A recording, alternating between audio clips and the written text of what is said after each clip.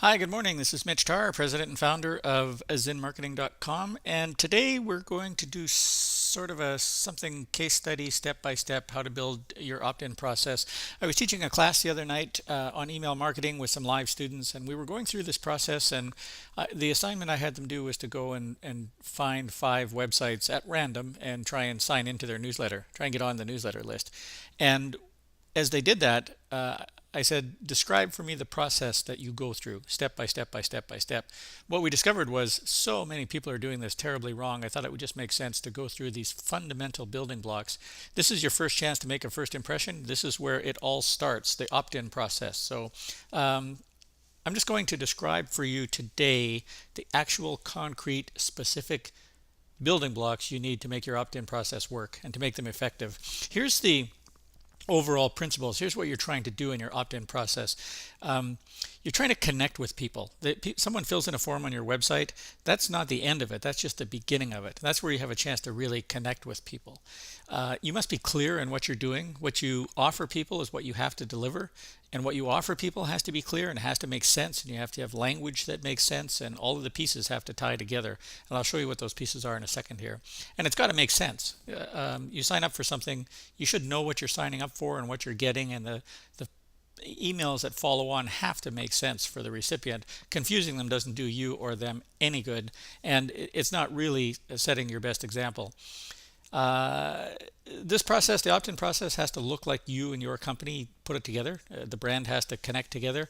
And this really sets the tone for what happens. This is your first chance at a first impression. So people have been to your website. Yep, they've seen you got a website. They filled in a form. Yep, they're interested in what you have to see. Now it's like, what do you do with that? How do you connect with them? And I use the word connect because really that's where I think most people are going wrong. And what I'll do now is I'm just going to describe the steps that you would put in place for a double opt-in sequence, what you really have to make this work properly. So first of all, your offer in the opt-in form. Make it clear. Describe what people are signing up for. It's just not acceptable to just use the word newsletter, email address, and submit as your offer. Tell people what they should expect. You're going to get a weekly newsletter with the best advice we have to offer on selling your home in under 30 days. That's a pretty compelling offer. And just tell people what to expect. And make sure that when you think this through, you then deliver and give people what they expect. So many opt-in forms and other parts of the website are broken and they just don't follow through on this. So that's the very first step. It all starts with the clarity there. The second thing is, and a lot of people aren't even doing this step, once you fill in the form and you hit the submit button, send them to a dedicated thank you page where you explain what's about to happen. And a good example of this is, congratulations, your submission form worked. That's the first question that's on people's mind. Second step is check your email address. We're sending you an email immediately that you can confirm that you made this request and you're a real person and that you've got your email address typed correctly. Go check your inbox now. And third thing is to say thank you very much. We really appreciate your interest. Just a simple thing like that. So make sure your thank you page, put them back in the website and on a dedicated thank you page. By doing this, you also have the added benefit of being able to use Google Analytics tracking and conversion code tracking and Facebook code tracking, and you can, as you move people through this from the sign up form to the thank you page, you can track how many conversions you actually get. Bit of an advanced skill, but this is the place that you can do that. The third thing is that means because we're doing a double opt-in, you send out a confirmation email. I like double opt-ins because it allows you the opportunity to connect more strongly with people right at the beginning. There's a few steps in the process, as you can see here. And you have a chance to confirm that the email address is actually a real one that's typed in correctly by the person who requested it. So confirmation email is a good step to do. Make sure you put some words and language in the email that say what's happening.